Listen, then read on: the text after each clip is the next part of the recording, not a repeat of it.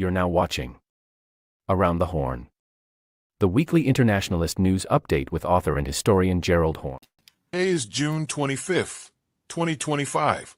Welcome everyone to the weekly series entitled Around the Horn, which is an internationalist news update with historian and Professor Gerald Horne. Dr. Horne's latest book, which was just released and is now in print and now available on the International Publisher's website, is entitled The Capital of Slavery, Washington, D.C., from 1800 to 1865. Dr. Horne is also a permanent guest on the radio show, The Horne Report, which airs on Black Power 96 Radio on Sundays at 3:30 p.m. Eastern Time, and Dr. Horne also hosts a radio show entitled Freedom Now, which airs on KPFK 90.7 FM in Los Angeles on Saturdays at 11 a.m. Pacific. And replays of both shows can be found on the Activist News Network. Dr. Horne, thank you for coming back on the show, and welcome back to Around the Horn. Thank you for inviting me. Horne, before jumping into the questions, with much anticipation and excitement, we first want to ask you about your latest, and by our count your 51st book. That, as noted, was just released and is now in print and available on the International Publisher's website, entitled The Capital of Slavery, Washington, D.C., from 1800 to 1865, which seems to be sort of a prequel to the book you published in 2023 entitled Revolting Capital, Racism and Radicalism in Washington, D.C., 1900 to 2000.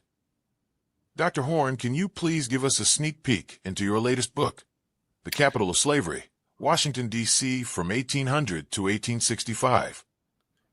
Well, thank you for that question. It's also a sequel to the book, The Counter-Revolution, the 1776 Slave Resistance in the United States of America, because for those who still entertain the delusion that the creation of the United States was a great leap forward for humanity, they may want to debate that, if they could, with the Africans who did everything in their power to destabilize the United States of America during its early history, particularly in August 1814, when they tried to overthrow the government in league with Native Americans, particularly the Shawnees under Tecumseh and the Redcoats, and burned down the White House, burned down a good deal of Washington, D.C., and then fled on British boats to Trinidad and Tobago. I could go on at length about this book, but it's probably best to stop there and direct our audience to the website where it can be ordered. Horne, as we go around the horn, we want to ask you about the news from this past Monday afternoon, June 23rd, wherein U.S. President Donald Trump posted on his social media platform, Truth Social, that a ceasefire had been agreed to by Israel and Iran. The U.S. President's social media post was met with widespread skepticism and uncertainty. Shortly after the ceasefire announcement, Israel launched its most extensive attack on Tehran since the war started, with multiple air strikes exploding across the Iranian capital. In response, President Trump conveyed via colorful language he was particularly unhappy with Israel. After the Israel and Iran traded accusations of truce violations, they both stated that they will not break the ceasefire unless the other does so first, and at least for now it seems that the ceasefire has held. But Dr. Horne, what is your reaction and assessment of the ceasefire, and how do the recent events between Israel and U.S. against Iran shape your analysis of the changing global correlation of forces? And what, if any, domestic impact has all of this had within the U.S.? Well, the executive summary, as alert listeners may recall, is that June 12th, June 13th, in a sneak attack, Israel assaulted Iran. Supposedly, they were seeking to dislodge, overthrow their nuclear program because they said that Iran was on the verge of developing nuclear weapons. As the week and days proceeded, they expanded their mandate to include the idea that they should overthrow the regime itself, or at least instigate regime collapse. In light of the fact that the intelligence analysis of the United States, and which has been reported in the U.S. mainstream press, suggests that at best, any nuclear program that Iran had been developing has been delayed, not obliterated, to use Mr. Trump's current verb. And in light of the fact that the regime is still standing, not on the verge of collapse, it's fair to say that this was a failure on the part of the Israeli authorities, particularly in light of something Mr. Trump has mentioned of late, which is the devastating damage inflicted upon major Israeli cities like Haifa and Tel Aviv, just to name a few. And I think that we can fundamentally come to the conclusion we already suspected, which is that Israel, to put this in boxing terms, is a very good featherweight contender, not unlike Willie Pep, for those who are familiar with the sweet science. But Iran, a country about 10 times the size of Israel, and about 70 times the size in terms of territory, 10 times the size in population, is like a bruising middleweight, like Marvelous Marvin Hagler or Sugar Ray Leonard, for example. And when a good featherweight gets in the ring with a good and bruising middleweight, the results are predictable, which is what we have just witnessed. That is to say that it's clear that Israel was able to exact a punishing body blow against Iran. Iran is leaving the ring with a bloody nose.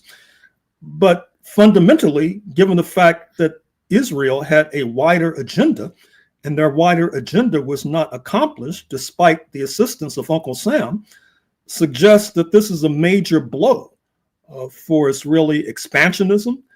It's a major blow with regard to the settler colonial project in Israel itself. And that, I say, notwithstanding the James Bond type escapade, which led to the liquidation of a number of nuclear scientists, a number of leaders of the Revolutionary Guard Corps, etc. And we should also keep in mind that the poor planners in Israel launched this war without realizing, as reported in the Washington Post and the Wall Street Journal in recent days, that soon they would be running out of these missile interceptors, which helps to explain this damage inflicted by Iranian missiles on Israel itself. Now, with regard to Mr. Trump and so-called Midnight Hammer, this attack on the facilities, nuclear facilities in Iran, I think a better term would be Midnight Scammer, and in light of the fact that, as noted, despite the alleged purported obliteration, that is not the case, according to most objective observers. And it's also unveiled a rift in his base. The Zionist billionaires, on the one hand, led by Miriam Adelson, who, of course, is part of a gambling conglomerate that also controls the Dallas Mavericks basketball team, not to mention casinos in Macau, an administrative region of the People's Republic of China. And then on the other hand, the MAGA base, the Make America Great base, which we've alluded to, including Tucker Carlson, Steve Bannon, Marjorie Taylor Greene. But I think that at the end of the day, perhaps the most significant blow to Mr. Netanyahu, and also to a degree the forces around Mr. Trump, was this stunning victory just yesterday in terms of the Democratic Party primary for who will be the mayoral contender to run Gotham, to run City Hall. The victory by Zoran Kwame Mamdani, Kwame, of course, named after Kwame Nkrumah. This is very significant because Mr. Mamdani in previous interviews has suggested that if Mr. Netanyahu shows up in New York, he'll be arrested and most likely bundled off to The Hague, where he'll receive sweet justice in terms of being prosecuted for war crimes in the International Criminal Court, given the depredations inflicted upon Gaza. This is highly significant, and right now it looks like Mr. Mamdani will prevail in November's election, but stay tuned because this is really shaken up the Zionist establishment, which is headquartered in Gotham. not to mention the Trump team in Washington, D.C. In just a moment or two, let me share a few details about Mr. Mamdani that has escaped, by and large, the attention of the press. You might be familiar with his mother, Amira Nair, and of course, her stellar film, Mississippi Masala, which in some ways is my favorite Denzel Washington film, along with For Queen and Country. It's a very affecting story about the expulsion of South Asians from Uganda and how some of them wound up in Mississippi. And that's where the story takes off, as this poster tends to suggest.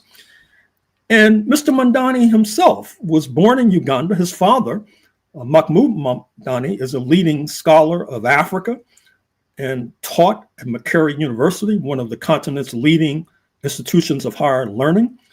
Mr. Mamdani also grew up in Cape Town, South Africa, where his father taught at the University of Cape Town. Mr. Mamdani matriculated at Bowdoin College in Maine, which happens to be the alma mater of John Russwurm. You may recall that he is the Jamaican man who helped to found Freedom's Journal in 1827, the first U.S. Negro publication of note, which is still being consulted by scholars of various ranks and means. And I should also point out that the Black American vote was not, shall we say, overwhelming for Mr. Mamdani. I'd lay that at the doorstep of many of the Black leaders, particularly Jim Clyburn of South Carolina, Gregory Meeks of Southeast Queens in particular, who, by the way, has been carrying quite a bit of water for the U.S. ruling elite. And of course, these figures and forces are all in bed with the Zionist elite. Certainly, they need to be subjected to primary challenges, particularly Gregory Meeks, because I think that the Mamdani victory shows that he can be taken down without that much difficulty. In any case, Mr. Mamdani, while a student at Bowdoin College, helped to found the chapter of the Students for Justice in Palestine. He's referred to what the Israelis are doing in Gaza as genocide, for example. It takes quite a bit of courage to say that in a city like New York City, which once again is the headquarters of the Zionist elite. And so this event, the Mamdani victory, the fact that Israel was not able to establish a victory, a clear-cut victory over Iran, these are withering and staggering blows to the settler project in Israel, which will inevitably ricochet across the Atlantic and impact the settler regime in Washington, D.C. And we should also pay attention to other consequences. For example, you may have seen the media posts, the social media posts by the former Russian president, Medvedev. He was president during the time of Barack Obama, where he suggested that at the end of the day, there will be friends of Iran which will supply Iran with nuclear weapons, because one of the lessons we can easily infer from the events of the last 10 to 12 days is that the regimes like North Korea that have nuclear weapons, generally speaking, are not subjected to bombing attacks for fear of how they would retaliate. Now, he said that Russia would not be the regime that would do so. It was suggested that Pakistan might be the regime, but in light of the fact that the Pakistanis are scrambling because they know that the Israelis are quite upset as a result of these kinds of inferences, they've nominated Mr. Trump for the Nobel Peace Prize in order to get on his good side. In any case, we trust that the Russians will help to bulk up the air missile defense of the Iranian authorities, because the Israelis claim that after about 24 to 48 hours, they had superiority in the skies over Iran. With regard to China, there have been credible news reports that China has been supplying Iran, perhaps through Pakistan, perhaps through Turkmenistan, perhaps through this recently completed railway that runs from China into Iran that we've reported on in previous programs, perhaps through air flights that have caught the attention of a number of credible media sources. And the United Nations does not come out of this event smelling like a rose. I'm speaking of the International Atomic Energy Association, a UN affiliate. As we've reported previously, their leader, Rafael Grossi, has been exposed as an agent of Israel, basically sending inspectors to nuclear sites, and then oftentimes turning over the intelligence to the Israeli authorities, not to mention the fact of allegations that he helped to send to Israel the coordinates of Iranian nuclear scientists so that they could be more easily assassinated. It's clear that Iran has a real problem with regard to internal security. And I would hope and imagine that they would consult with the comrades in Cuba with regard to how to beef up their internal security, not to mention the comrades in Venezuela. Likewise, I think that going forward, perhaps the Israelis might determine that the better part of wisdom is not this kind of air assault, but basically building upon that initial success of infiltrating their agents into Iran, establishing drone bases, executing car bombs, executing Iranian leaders. And in this regard, what we're going to have to watch out for is the collaboration of Israel and US imperialism with Sunni extremists, who, of course, have a theological bone to pick with the mostly Shia Iranian population. It did not garner sufficient attention that just this past Sunday, the Sunni extremists that the United States and Turkey and Israel helped to put into power in Damascus, that their comrades went into a church and executed 24 or more Christian worshipers.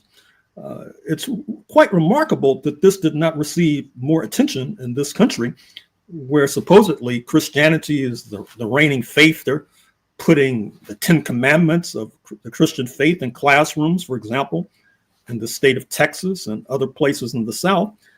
And we're all familiar with the fact that it's become even a part of fashion. If you look at Carolyn Levitt, the White House spokesperson, like many in this country, she wears the sign of the cross, a Christian symbol, around her neck. You have celebrities like Sean Combs, who wear a Christian earring dangling from their ear. And so it's quite remarkable that their fellow co-religionists can be massacred as a direct result of U.S. foreign policy, and they have not a word to say. This is hypocrisy, if not ignorance, of the highest order.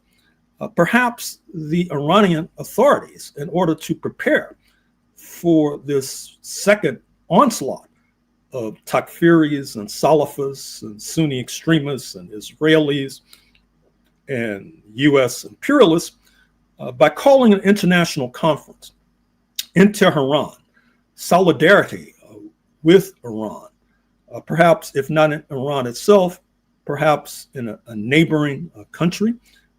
It would be useful if the Egyptian authorities could be persuaded to open their doors for such a conference. But in light of the fact that they tried to stymie that procession from Egypt into Gaza of late, that might be wishful thinking on my part.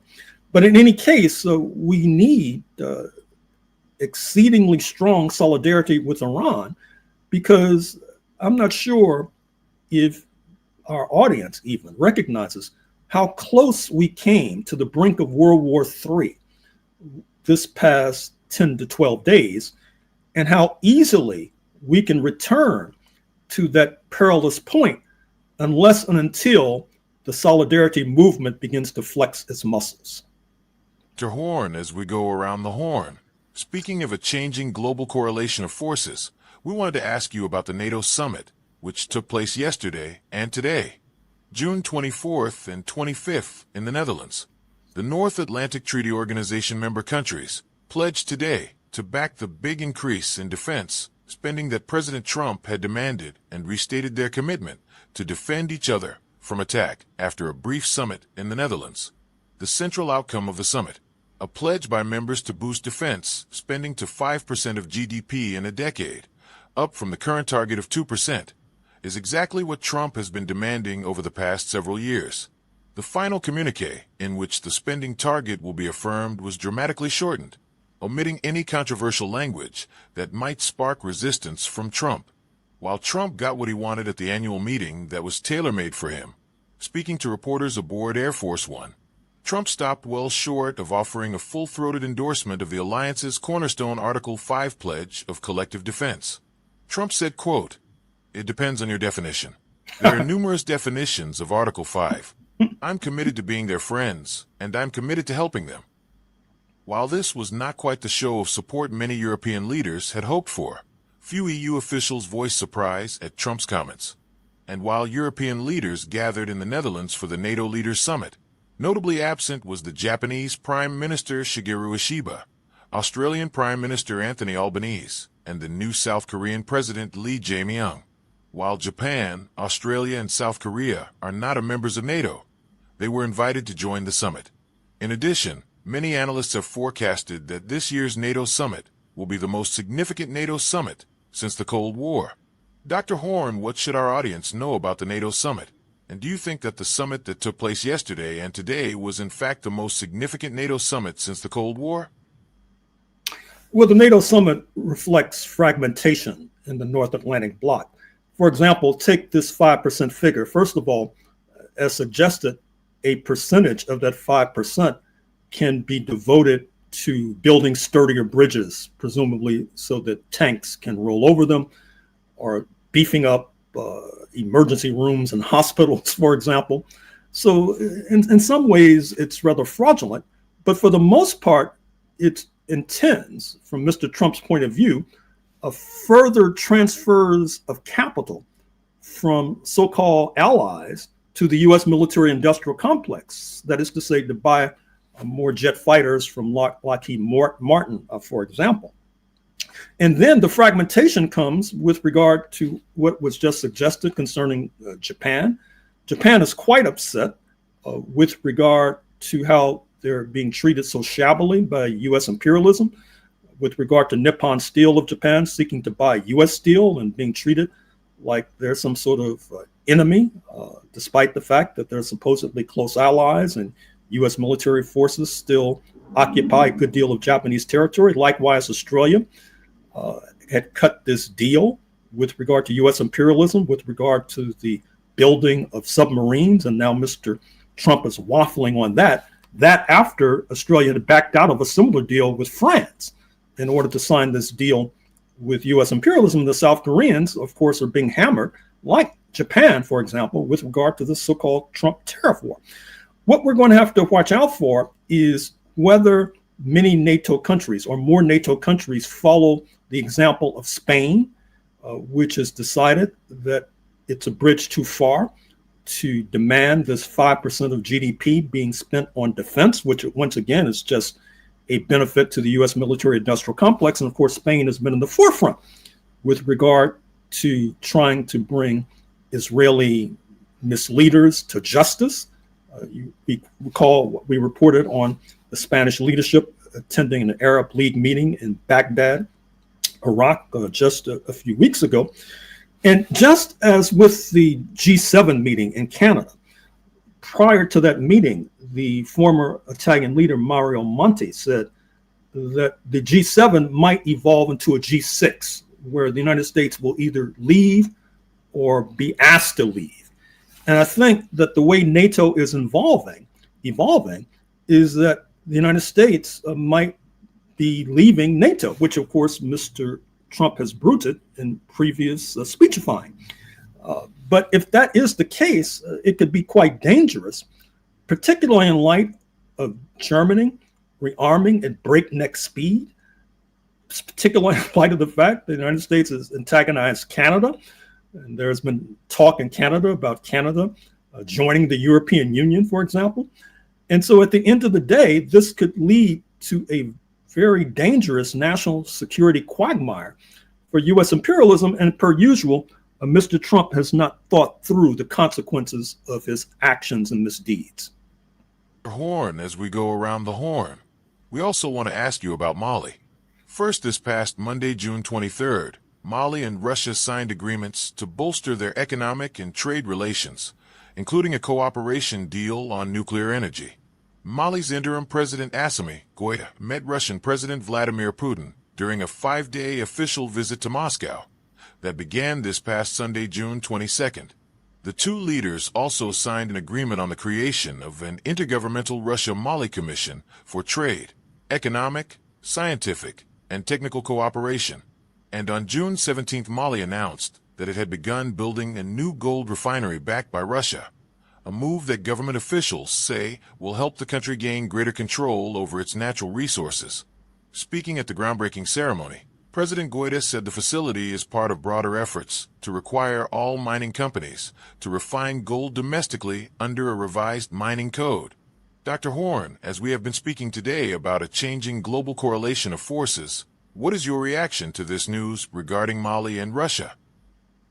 Well, it's obviously significant. It's a follow-on to the Moscow visit of the leader of Burkina Faso, speaking of Ibrahim Traoré, who was greeted like a rock star during his visit to Moscow on May 9th, the holiest day on the Russian calendar, marking the anniversary of the victory over fascism in 1945. Certainly, Mali is deserving of our solidarity. And as we pointed out before, it's in conflict with Canadian mining interests who may be forced to rely upon the muscle of U.S. imperialism, not to mention French imperialism, in order to resolve its disputes with the Bamako regime. But perhaps the most important aspect of this visit is that the Malian authorities will probably be getting a further and deepening assistance from the Russians concerning fighting religious zealotry. Recall that Russia has quite a bit of experience in this field with regard to the unfortunate example of what happened with the Moscow intervention in Afghanistan some decades ago, not to mention the conflict in Chechnya in recent decades. And in light of the fact that we just made reference to the notion that the US and the Israelis will be beefing up the Sunni extremists, the Takfiris, the Salafists, in order to go after Iran, inevitably there will be a spillover with regard to Africa. And that spillover, as the New York Times reported just a few days ago, could ultimately seep in to French and US allies, speaking of Cote d'Ivoire, speaking of northern Nigeria in the first place. Dr. Horne, as we go around the horn, we also wanted to ask you about Nigerian President Bola Tinubu's upcoming 4-day visit to St. Lucia. According to various analysts, President Tinubu's trip to St. Lucia offers much more than just an escape from Nigeria's political heat to a beautiful Caribbean island nation, but also presents a window to deepen economic, cultural, and social ties with a region that is home to some of the fastest growing economies in the world. While St. Lucia itself is a small island nation with a population of just under 200,000, it holds outsized importance as the headquarters of the Organization of Eastern Caribbean States, a regional body of 7 nations dedicated to economic integration and cooperation. St. Lucia is also a valued member of the Caribbean Community, CARICOM, which comprises 15 countries with a combined GDP of approximately $130 billion US. CARICOM represents a significant regional market. Analysts conclude that this visit by President Tinubu to St. Lucia is a strategically important milestone that can deepen Nigeria's partnership with the Caribbean, unlocking broad economic, cultural, and social opportunities across the entire region, particularly due to the fact that these are 2 regions with shared histories and futures. Dr. Horne, turning the mic back over to you.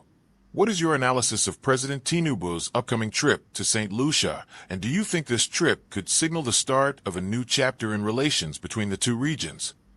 It was highly profound. You have to put it in the context of this upcoming September 2025 meeting in Addis Ababa, Ethiopia, of the African Union and the Caribbean community, of which St. Lucia is a constituent element, with the agenda being reparations. Speaking of reparations, we know that as we speak, in motion is a visit by CARICOM to Brussels and to London, once again, with reparations on the agenda. One of the parts that's missing from this very scintillating and thrilling story is the absence, I'm afraid to say, of many Black American organizations and leaders who in some ways have the most to gain from this kind of solidarity, and certainly the most to gain with regard to the accomplishment and attainment of reparations for the centuries-long unlamented African slave trade. But I'm afraid to say we've reached the end of the road. We state these facts only to let you know that those of us who are revolutionary, Pan-Africanists, is not because we love revolution. It is historically determined, and we have no alternative but to follow history and to use history for the benefit of our people. Power to the people.